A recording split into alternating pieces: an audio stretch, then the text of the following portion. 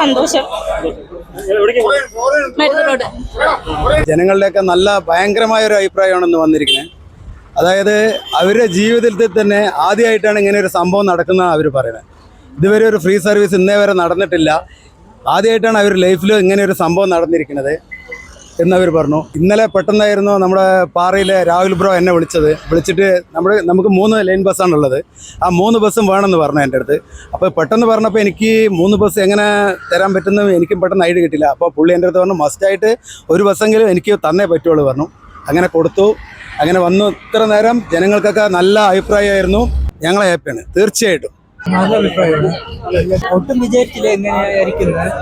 കയറിയപ്പോഴാണ് മനസ്സിലായത്. ഇപ്പോഴാണ് ഞാൻ കയറിയപ്പോഴാണ് അറിഞ്ഞത്. നല്ല കാര്യം തന്നെയാണ്. മറ്റേ KSRTC പോകുമ്പോൾ നമ്മൾ കഞ്ചിക്കോട് ഭാഗത്തേക്ക് ബസ്സില്ല. അപ്പൊ ഇതിങ്ങനെയുള്ള പ്രൈവറ്റ് ബസ്സിലൊക്കെ യാത്രയാണെങ്കിൽ ഞങ്ങളെപ്പോലുള്ളവർക്ക് ഭയങ്കര സൗകര്യമായി.